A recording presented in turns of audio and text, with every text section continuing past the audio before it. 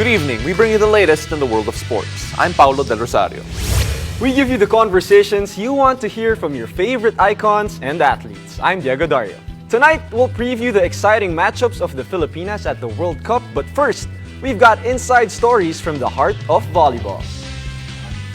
Buckle up, sports fans. Let's get in the game.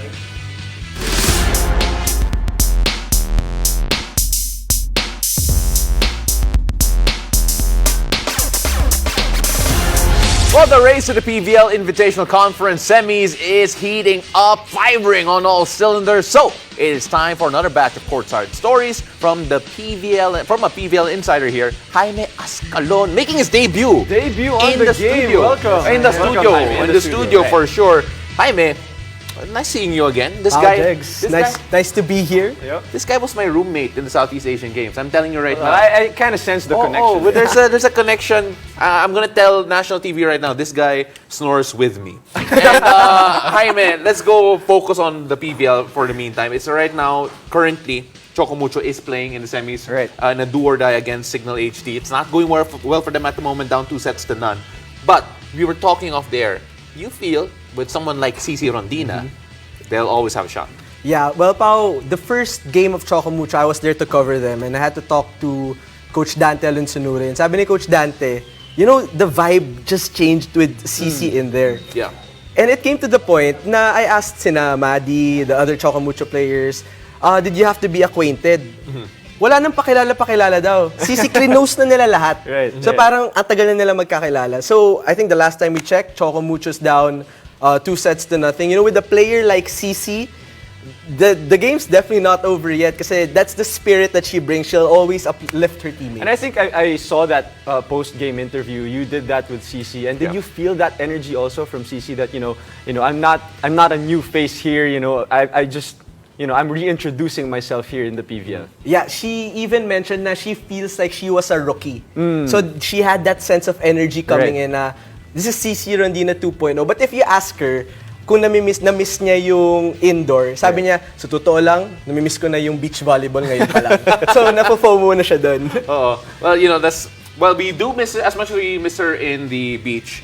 We always love her here indoor. Now, we're actually showing highlights a while ago of that Chocomucho F2 game, and that brings me to an F2 player in particular, Ivy Lacsina, who has changed positions this conference. She has played outside hitter in the past, but we all know her as a high-level middle blocker. What do you have to say about seeing that up close, her being an outside hitter, and of course, adjusting towards it? Yeah, well, with Ivy, the first game of F2 naman, I was also there. Yeah. And she was the player of the game right away. And I think she had like around 12 points that game. And then I asked her, wow, sanay na sanay ah. Sabi niya, Jaime, alam mo ba, parang 2 weeks lang yata yung preparation.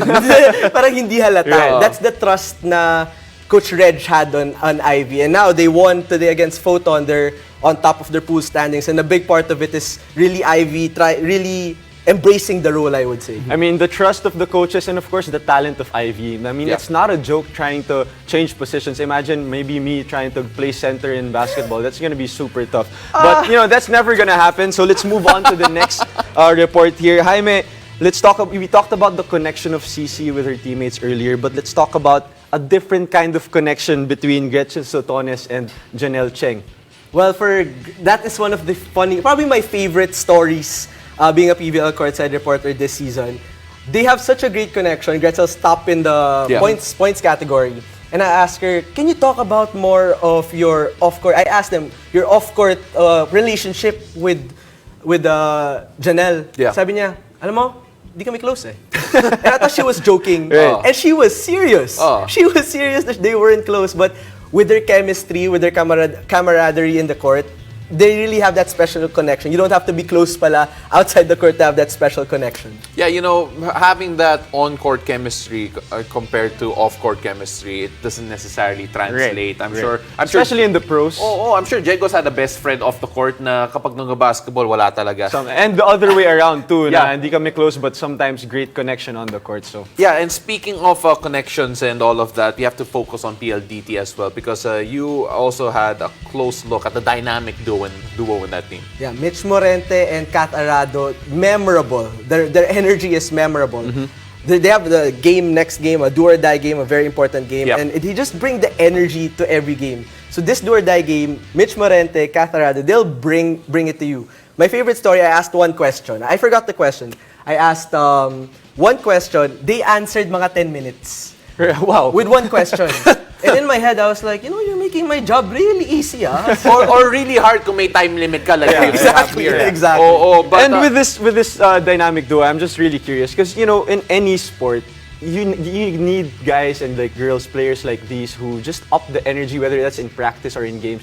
Nakita mo ba like what kind of like energy, what do they do specifically to uplift all the teammates and all that? According to the other players in Ame and Mendres, they are the loudest in practice. Right. There has not been one quiet practice. I guarantee you that because that's of Mitch very Morente and important. Catharado. I can only imagine that right now. I can hear Mitch Morente's voice now that you say that. Jaime, I really appreciate you being here. I know it's your first time being in the studio, but please an honor, come back. Oh, Please come back, please. Yeah. And I so, mean, of course, roommates din kayo. So yeah. Not too soon then. Don't come back too soon. Maraming salamat, Jaime. I appreciate you. Thank you. So on that note, these PVL players may already be at the highest level in local volleyball, but a lot of them are still fans of the sport and its players. So if you're curious to know the thoughts of these PVL personalities, let's take a look at this. Hi! Hi! Oh my God, you're here, Jack! How are you? Hey! Uy! Hi! Nandiyo ka pala! Oh, you're here pala!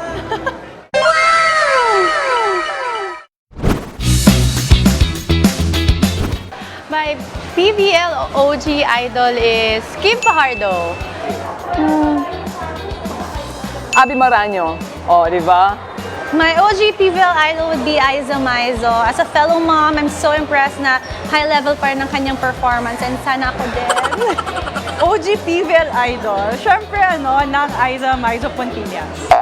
Syempre, bata pa ako, nakita ko na siya, very timeless yung paglalaro niya. Until now, she's still able to keep up with the younger generation. And very smart maglaro and kitang-kita talaga yung experience and pagiging veteran niya inside the court. Giving away a free ball. And Aiza Maizo Pontillas really. Cheng to Aiza Maizo Pontillas and no surprise there. Aiza Maizo Pontillas once again. The superstar that I'm also excited about is to see more of Mars Alba. I know ang ganda nung last stint nila with their collegiate team and I know they're a great help right now for F2. Excited to see. I think I would say Ea Laure, definitely, because I've seen her in her collegiate career. I've played against her in my last playing year. And I just really love her intensity and just her being a leader inside the court. Ako breakout star ko, siguro mas ang daming superstars ngayon eh. Siguro yung favorite ko is Ea. Wait, sino ba? Nalilito ako lagi sa Ea. Nalilito ako, sorry, sa Ea Laure. Makikita mo talaga yung power ng spikes niya. And she's also the leader of the group. You can say na kahit a rookie siya sa PVL, makita mo how she leads ng team niya. Nabago Ea Laure. Kasi every time she plays, she proved na hindi lang siya pang rookie, kundi pang professional talaga. Semi-finals bet? That's so hard. But of course, Creamline, kasi andun yung chemistry and everything. But Chocomucho also is showing so much promise. From last conference, coming into this conference, kitang-kita talaga yung improvement nila. Sa semifinals, I'm looking forward to the invited international teams. Pero syempre in the local teams, I think lahat capable of being in the finals. Kasi ngayon, every game counts. Hindi mo alam kung sino mananalo and matatalo. Everyone is pushing through and doing their best. So I'm just really excited what's gonna be the outcome for the semifinals. Of course, Terry Tigo and F2, Creamline, and Petrogas. Oh, Chocomucho! I don't know! kami, Creamline, semifinals. And kahit sino mga laban namin, ready kami. Nagtitraining ba naman kami everyday, di ba? So, see you there, semis!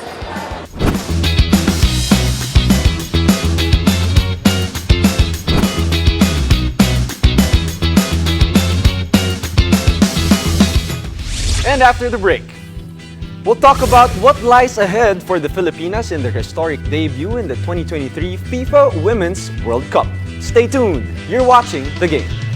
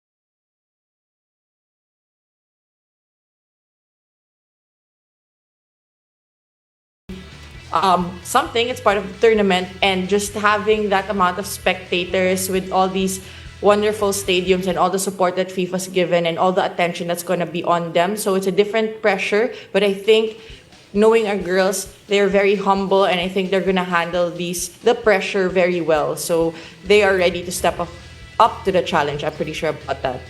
Belay, si Coach Allen made a point in his previous press releases that he wants his team to peak at the right time, peak coming into the very first game. How's that process been like?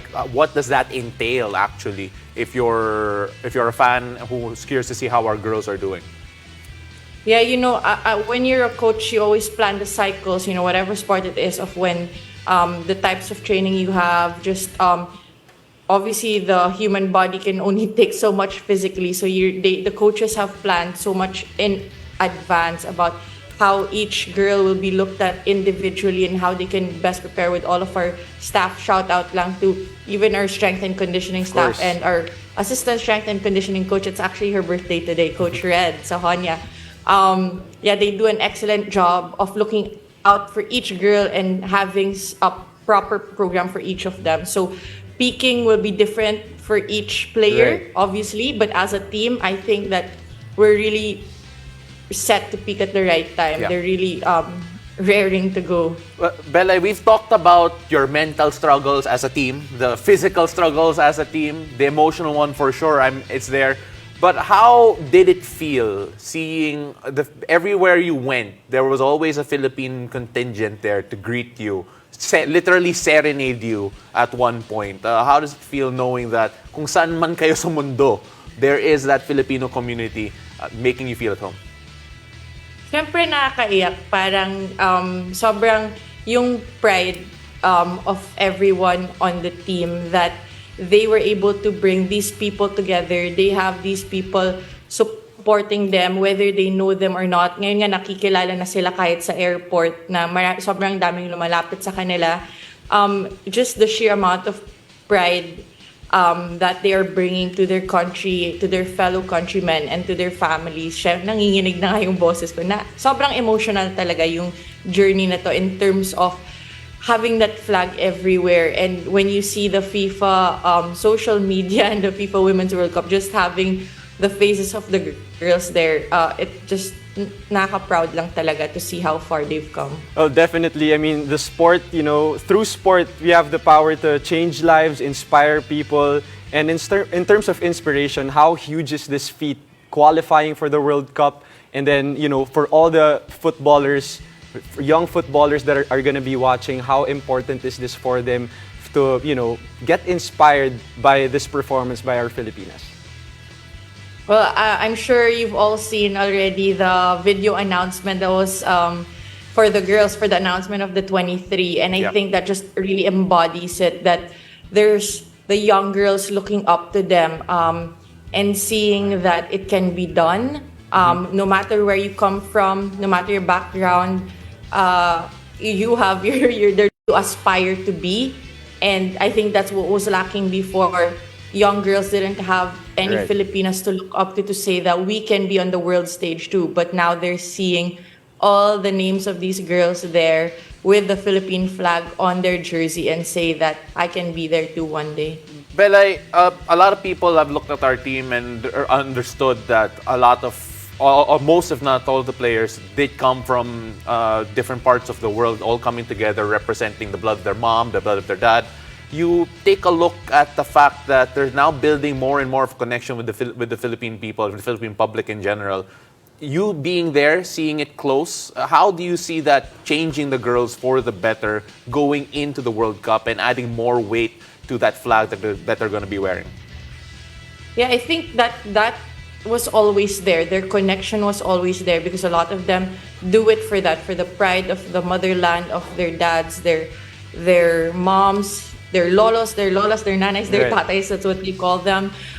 It was always there. It just gets amplified, of course, when they just see the all-out support of these Filipino communities who weren't even football fans before and are now coming out to support a Philippine football team just because it's, they're Filipino. So I think that just warms the hearts of the girls and any little bit of support every time they see people waving the flag and coming out for them, I think it just warms their heart and just makes them so happy and so proud. I mean, having goosebumps right now just listening to that, Pao.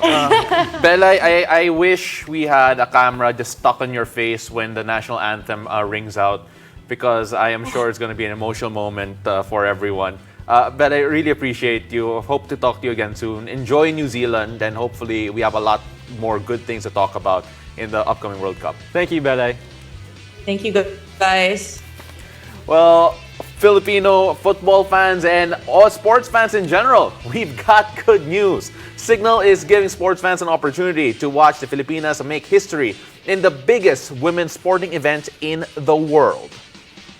In a statement, MediaQuest Holdings Incorporated and Signal TV President and CEO Jane Jimenez Basas says, quote, "We recognize the demand Filipinos have for this quadrennial event, and we at Signal TV always want to be able to bring the best experience to all our viewers."